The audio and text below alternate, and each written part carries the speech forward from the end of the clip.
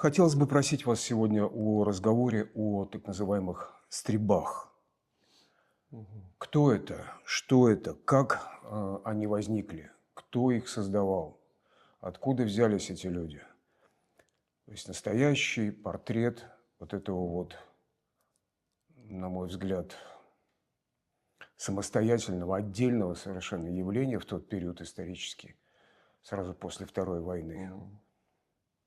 Итак, первый раздел, первый вопрос, может быть, большой, который делится на разъяснение, формирование и структура. Кто именно инициировал создание истребительных батальонов?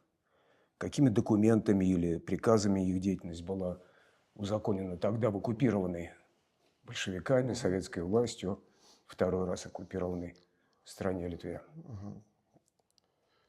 Так, отряды, то, что в народе называется стрибами, по сути, официально в самом начале второй оккупации, это вторая половина 44 года, точнее осень 44 года, и так назывались истребительные батальоны.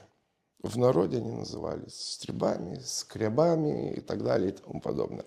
Но по сути задумка была такая, что создать вспомогательную силу, вооруженную, которая использовалась бы в борьбе против вооруженной резистенции антисоветской, для несения охранной службы и так далее и тому подобное. Она создавалась на добровольческой основе, и первыми кадрами этих истребительных батальонов были местные жители. Значит, жители Литвы, литовцы, русские и так далее и тому подобное. По национальному принципу тут какого-то разделения нет. Создавались они на основе решения Центрального комитета Коммунистической партии Литвы. Это осень 1944 года. Эта структура была в ведении тогдашнего НКВД. И отряды создавались в волостях. Значит, в волостном центре создавался отряд истребителей, который был закреплен за волостным отделением НКВД. Скажите, пожалуйста, а почему так скоро после возвращения сюда и возникновения вот этой второй волны оккупации так скоро приступили к формированию? И, скорее всего, можем говорить о нескольких причинах. Первая причина – это, скажем, попытка втянуть местное население в эту всю систему. И есть такое мнение, что нехватка, скажем, пока еще идет Вторая мировая война, Советский Союз еще полностью в военных действиях, и просто на местах не хватает вооруженной силы. И чтобы восполнить эту нехватку, и еще нужно заметить то, что на эти отряды возлагалась вспомогательная функция. То есть там охрана, эти местные люди могли служить как проводники каких-то, скажем, воинских подразделений, потому что они местные, они же знают местность людей и так далее и тому подобное. И это, наверное, такие вот главные причины, что нужно было создать какую-то вот такую местную структуру. Она также создавалась и в Латвии, и в других оккупированных территориях Советским Союзом. Там, скажем, назывались чуть иначе они, там что-то такое. Вот. Но принцип такой, что местное население создает вот такую-то структуру, которая полностью инкорпорирована в систему НКВД. С другой стороны, мы можем говорить тоже о каком-то, скажем, идеологическом или даже таком ментальном аспекте, что создание таких отрядов можно объяснить как как попытку советской власти собрать воедино, скажем, своих сторонников, дать им и привязать их к себе. Ну, то есть, скажем, когда для новоселов раздавали землю, советская власть тоже создавала базу в сельской местности тех людей, которые были бы в их понимании лояльны, потому что они что-то получили от этой власти. Так и в этом случае мы можем тоже, наверное, говорить о том, что создаются такие отряды, и что эти люди как бы получают государственную службу, получают льготы, получают, скажем, обеспечение и так далее и тому подобное. То есть это нельзя, если я правильно понимаю, считать общественной нагрузкой, это не дружинники, это Нет. регулярные формирования. Это не дружинники и не, скажем, да, это не какая-то вот общественная, это служба. Это служба, конечно, сначала она не была оплачиваемая, но довольствие формально они должны были получать от государства, то есть обмундирование, оружие, карточки на промтовары, карточки на еду, на это, ну, Продовольствие. на продовольствие. Потом шла речь о том, чтобы они получали там питание, получали казармы и так далее и тому подобное. Но тоже, я говорю сейчас очень упрощенно, там было множество нюансов. Но смысл таков, это государственная служба. Скажите, пожалуйста, кто же все-таки шел в эти ряды? Кто именно? Тут тоже можем говорить о нескольких этапах. Если мы говорим о начальном этапе, это 44-45 год, туда шли, скажем, люди, но, на мой взгляд, сопоставлять службу в этих отрядах с какой-то очень сильной идеологической подоплеткой пока еще нет. Потому что люди, которые шли служить, скажем, в эту структуру, они имели официальный повод избежать мобилизации. Просто они не подлежали мобилизации в Красную армию. То есть некоторые люди принимали решение лучше так, чем попасть в армию и попасть на фронт. Если мы уже говорим о дальнейших, скажем так, годах, когда уже Вторая мировая оканчивается, уже начинается, скажем, мирная жизнь, тогда мы можем говорить о тех людях, которые идут по идеологическим причинам. Люди, которые идут тоже в таком представлении, ну, вот, что это государственная служба. Я буду на государственном довольстве. И еще, на мой взгляд, есть одна такая вещь, о которой нельзя умалчивать. Это желание отомстить.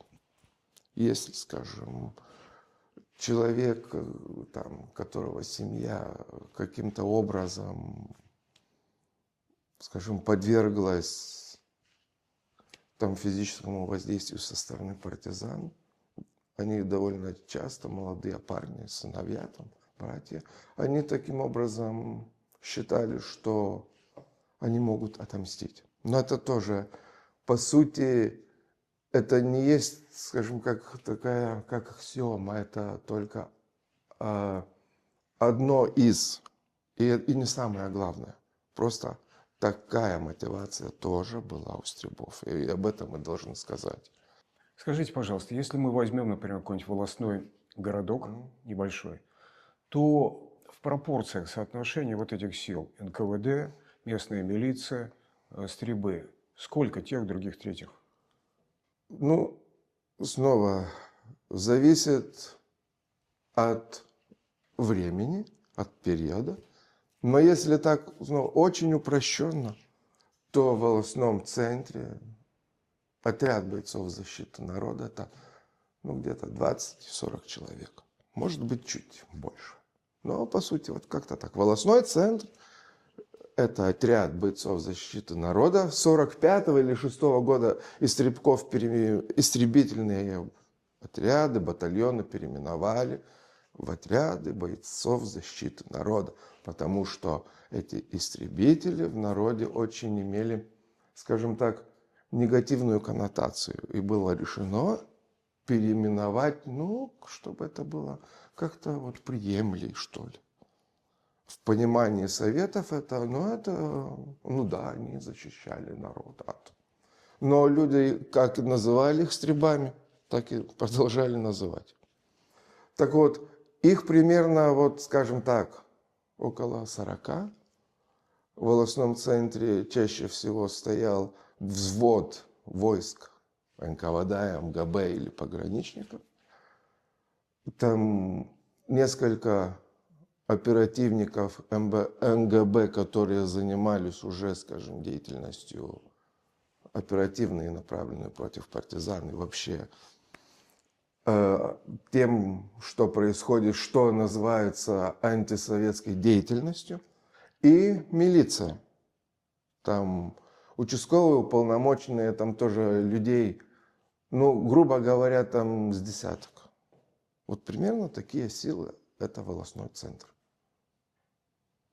Конечно, силами, скажем, войск внутренних дел и оперативного или милицейского состава обеспечить все нужды повседневные это было невозможно, и потому вот эти отряды истребителей занимались чаще всего охраной. Скажем, собирается партийный актив из волостного центра, выезжает в сельскую местность, там проводит агитацию по делу госзаймов или так далее и тому подобное. Их сопровождают вооруженные истребители. В сущности, это милиция. Нет, это истребители. Милиция... Я имею в виду функционально. Нет, милиция занимается... Снова, в идеале милиция это занимается криминалом. Там воровство, мордобой, хулиганство, все такое. Это дело милиции. А стрибы не занимаются никакой оперативной деятельностью, не занимаются поимкой или поиском кто корову украл или что-то.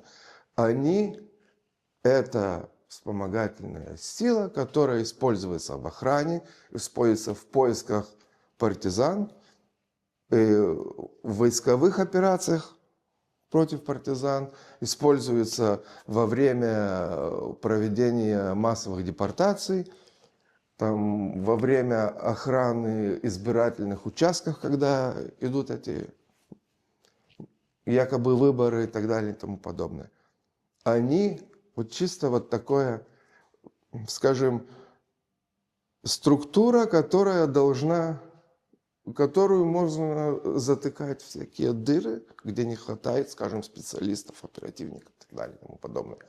Хотя, если говорить о 1944-1945 году, то эта грань между милиционером и истребителем, она очень такая размывчатая. Потому что если мы посчитаем воспоминания, иногда даже документы оперативные, то трудно понять, речь идет о милиционере, то есть о штатном сотруднике НКВД, или это идет речь о истребителе, потому что в одном месте этот самый человек, скажем, погиб при выполнении каких-то обязанностей.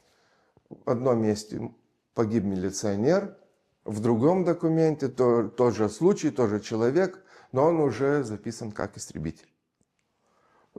Вот это разграничение уже потом стало довольно-таки явным, потому что система формировалась, она трансформировалась, и истребители уже явно отличаются. И по своему функционалу, по своей оплате и так далее и тому подобное. Но это не одно и то же, что милиция никаким образом.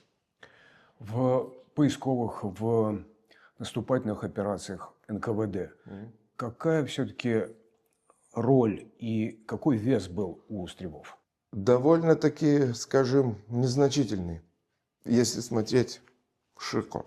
Да, мы можем найти, скажем, примеры того, как оперативник в волости получает данные о том, что в каком-то хозяйстве собрались партизаны. За неимением другой силы он берет истребителей, проявляет инициативу, ну и там, скажем, идет перестрелка, партизаны погибают, но с точки зрения НКВДистов это была, скажем так, операция удачная. Но снова нужно заметить, что это только, скажем, одна крайность этих примеров. Другая крайность, когда они просто оказываются недееспособными. Тоже есть документы, в которых есть рапорта о том, как вот оперативник при тех же обстоятельствах, значит, получив свою информацию, взял истребителей, проявил инициативу, и там ничего не получилось, потому что истребители разбежались, истребители за счет того, что они не обучены, не могли выполнить задание и так далее и тому подобное. Так вот эти вот, скажем, два таких полюса. А посередине это то, что повседневность, по сути, истребителей, войсковые подразделения использовали как проводников, потому что это местные люди. И им, можешь сказать, там место, в которое должна прийти войсковая группа. И он приведет, потому что он знает. А солдаты и офицеры, они этого не знают. С другой стороны, они использовались как переводчики. Потому что большая часть истребителей были литовцы или жители Литвы, которые умели и знали литовский язык. И они должны были помогать, ну, скажем, допрашивать людей, получать информацию и так далее и подобное. Они тоже участвовали в облавах.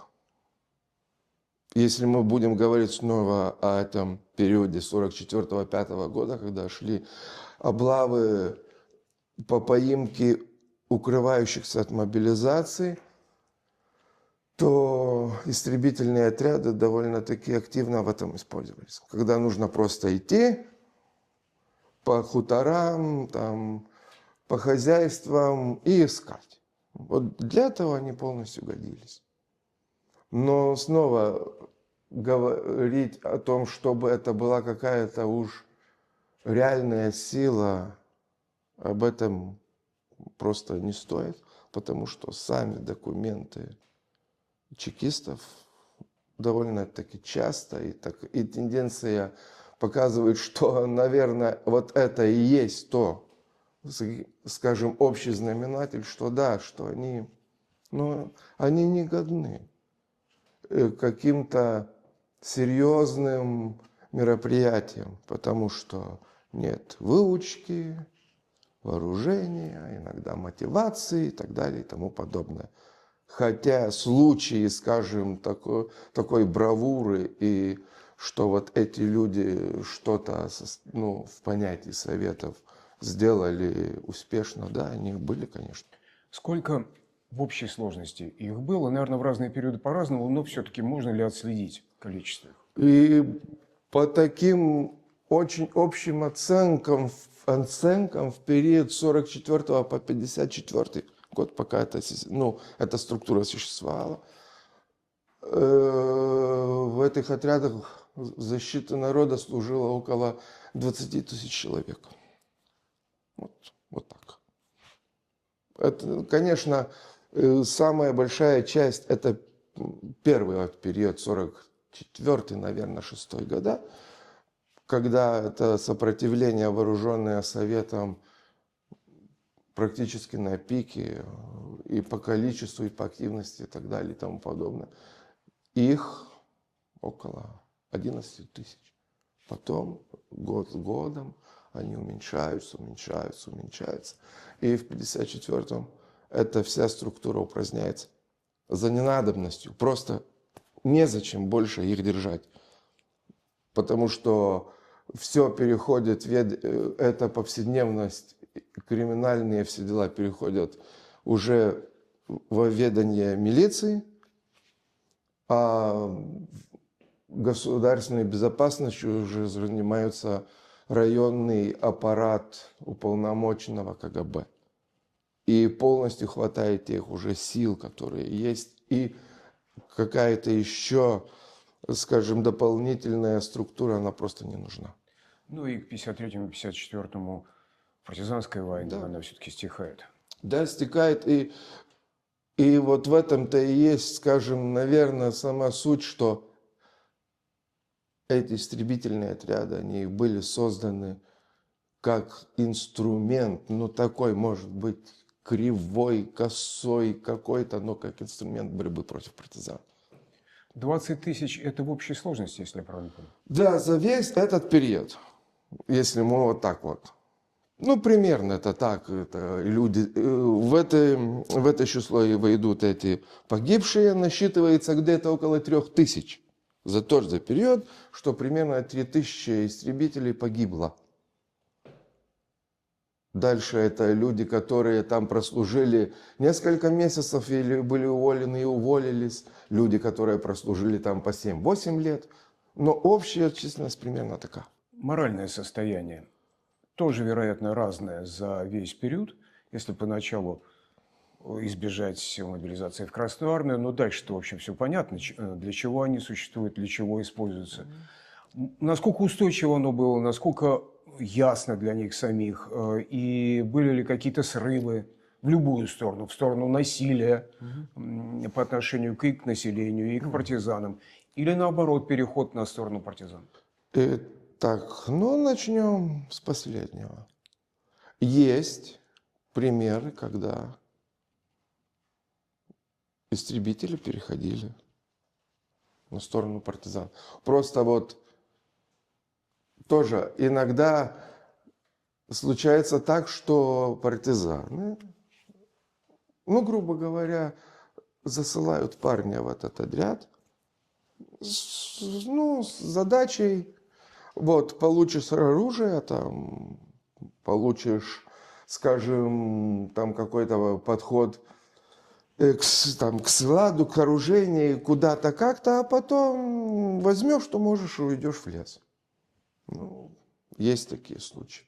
Есть случаи, когда люди поступили на службу, потом поняли или уже поступали заведомо зная, что они уйдут в лес. Это тоже. Бывают эти случаи разные и разные истории, но то, что они переходили из этой истребительного отряда в лес с оружием, иногда даже переходил там десяток человек, иногда один, иногда двое, трое. Такие случаи существуют. И они довольно-таки, они описаны в тех же чекистских документах, идут разбирательства, это как случилось, почему не доглядели, что это вообще творится и так далее и тому подобное. Да, такие случаи были. Но тоже, это, скажем, это такие примеры крайние. И то же самое мы можем говорить о милиционерах. Тоже были милиционеры, участковые, уполномоченные, которые по тем или иным причинам служили, а потом уходили в лес. Ну, речь идет о милиционерах из местного населения. Не варяги сюда пришли. Нет.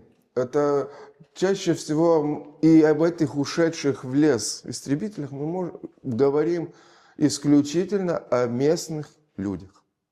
Те, которые, скажем, приехали из СССР служить сюда или после службы срочной в армии остались и пошли на эту должность.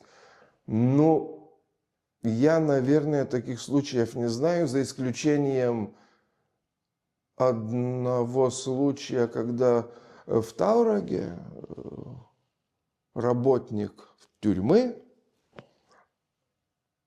скажем, из-за романтических причин он отпустил заключенных и ушел с девушкой в лес.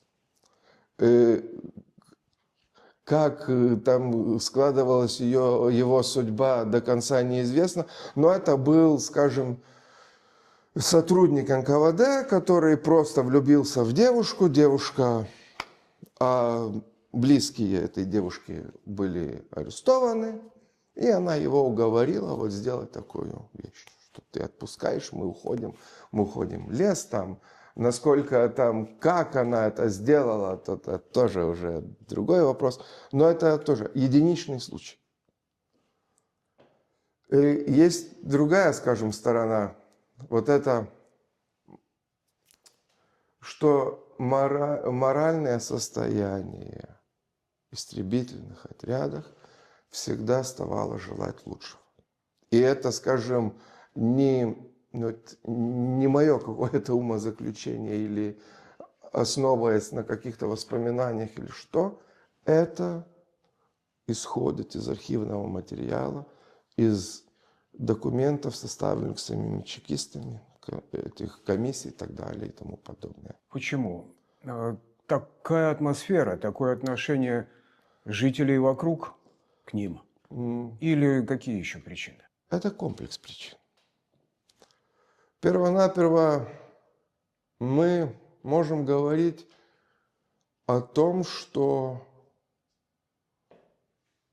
обеспечение было из ряда вон плохое.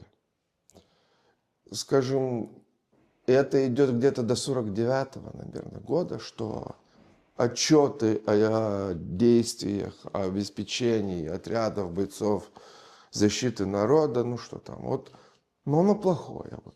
Их не хотели снабжать настоящим вооружением, скажем? Вооружение они имели, они получали, скажем, карточки на продовольствие, карточки там на промтовары.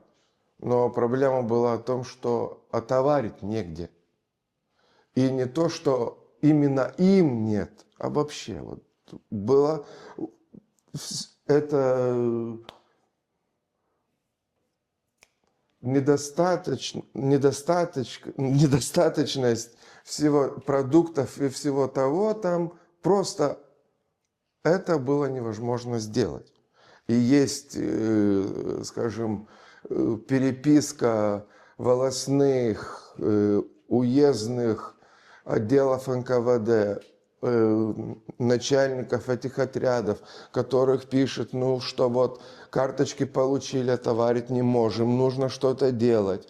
Тогда, скажем, эти хозяйственные органы пишут, а что мы можем сделать?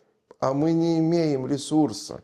Не хватает, там пишите в УКОМ. В УКОМе пишут, а что мы можем, вы там сами договариваетесь. Короче, во всем вот этом хаосе или, скажем, в этих трудностях по обеспечению, они тоже туда попали. То есть желудки стребов давали о себе знать? Давали, конечно, и желудки, и ноги, и полушубки, и пуфайки, и все такое. Ну нет, просто нет. Потому что человек пришел в государственную службу, при поступлении ему объяснили, что вот ты получишь это, ну нет. И вот есть тоже чекисты пишут о том, что бойцы защиты народа, потому что ввиду очень плохого обеспечения вынуждены побираться по деревням. Это, скажем так, наверное, самое мягкое слово, которым можно было описать то, что они делали.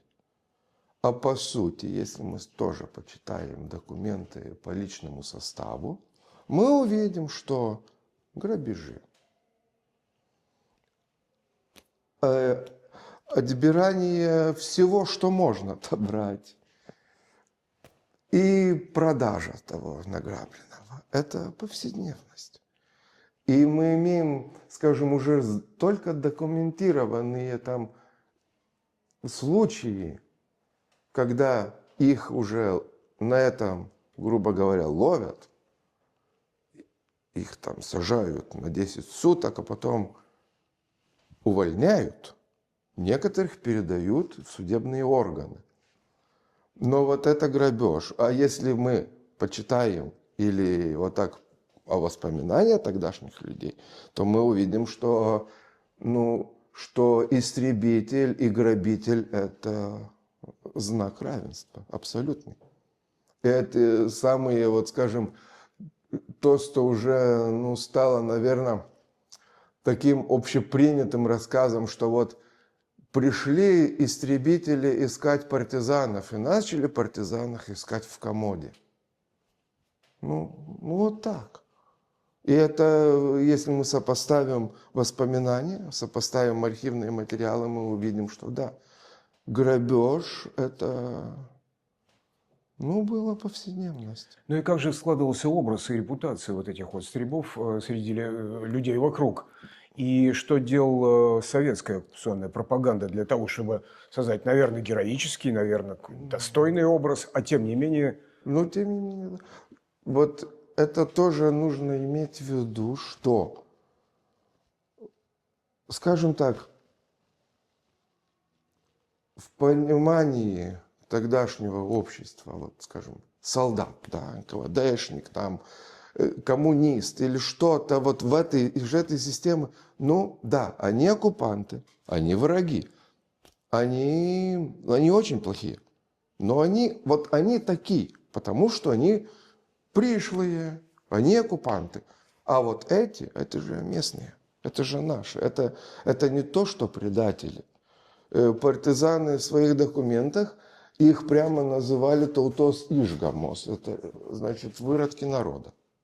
Все, это уже дно пробито и дальше некуда. Что если вот солдат войск МГБ это враг, ну, но он враг. Но эти-то даже не враги, это вообще что-то. Что-то, что вообще не укладывается в голове. И их действия, к тому же, ну, сделали очень такую, скажем, неприятную и очень-очень негативную, наверное, вот отношение к ним. Это, я не знаю, вот в истории Литвы другой группы, на которую смотрят с таким негативом еще тогдашние люди, которые имели с ними дело. И вот это, скажем, все понимание передалось до сегодняшних дней. И для нас да, это В самое. советское время и тогда, когда еще продолжалась партизанская война, и потом, уже, ну, такие спокойные, отлаженные, что ли, советские времена, были ли здесь люди, которые продолжали, я имею в виду их публичность, их репутацию, поддерживаться как герои стрельбы, герои вот этого вот, так сказать, крыла? Да, вот с этой стороны, да, были слеты бывших Вот бойцов. эти люди. Да, вот бывших бойцов защиты народа, вот съезжаются, делятся воспоминаниями. Так, и то и другое, там. Интересно то, что они получали боевые награды.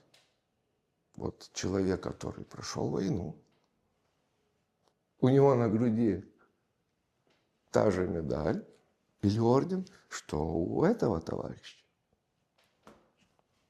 Они приравнивались участникам Великой Отечественной войны. Это называлось, по-моему, ветераны. Да. ВОВ. ВОВ. Вот ветераны ВОВ. Так вот, ветеран ВОВ, который, ну, был на войне, и ветеран, который партизанов искал по комодам. Ну вот это да. Там писались книги, но это нельзя сказать, чтобы это было, скажем, сделано каким-то вот, знаете, таким краеугольным камнем этой пропаганды, что вот они, наверное, Советы тоже понимали, что, ну, если вот так, то память о их действиях жива. Ну, может быть, вот так. Нужно, но очень резервированно.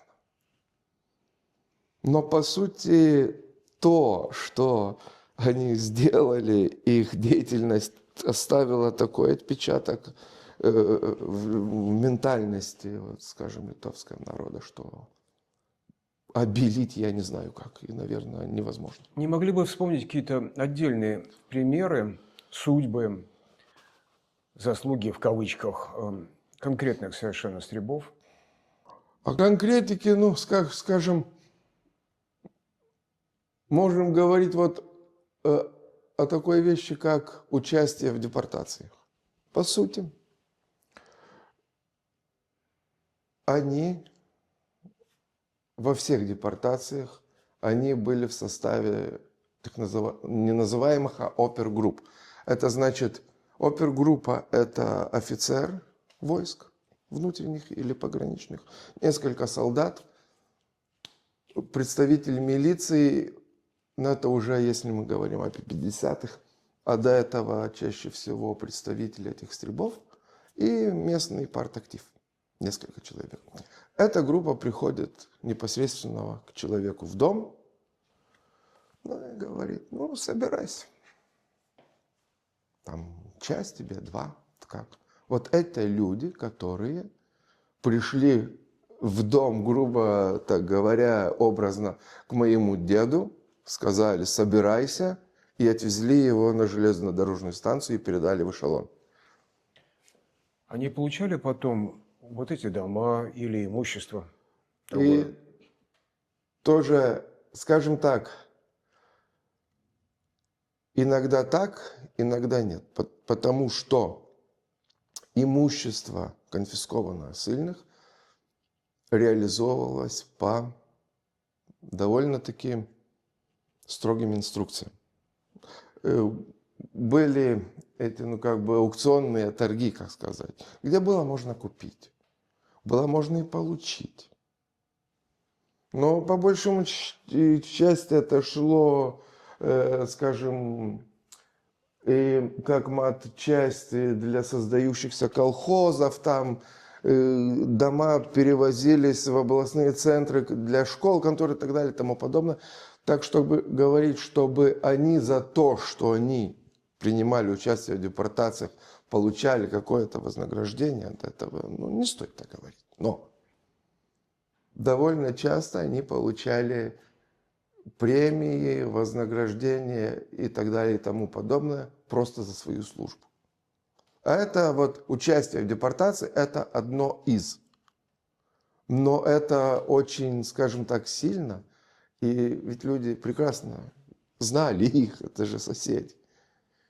И понимали, еще есть такая тенденция. Вот у нас собирались анкеты, скажем, депортированных. Это конец 90-х, начало 2000-х. Это анкеты, там 12, по-моему, вопросов. И один из них, как проходила, ну, этот, скажем так, процесс поднятия, что называется, семьи. Ну, как вот проходило, как там это все.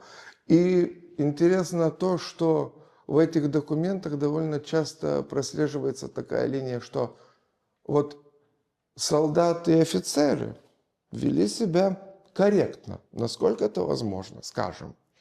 Иногда даже помогали советом. Вот, бери это, зачем тебе это, там холодно, бери это. А вот эти вот все местные активисты из Трибы, вот эти-то там рыскали, там забирали, подгоняли, пинали, били, материли и так далее и тому подобное. Вот это тоже есть такой аспект. Но по сути от банального, скажем, воровства до изнасилований. Вот это спектр вот этих преступлений, стрельбов. И еще раз повторюсь, это не какие-то, скажем, воспоминания, которые некоторые могут говорить, а вы что вы тут очерняете? Нет, это документы официальные чекистов. Скажите, пожалуйста, были или, может быть, сейчас ведутся какие-то исследования Центра изучения геноцида и сопротивления по теме стрельбов? И есть книга, так и называется «Стрибей». Это Йозеф Старкаускас, исследователь.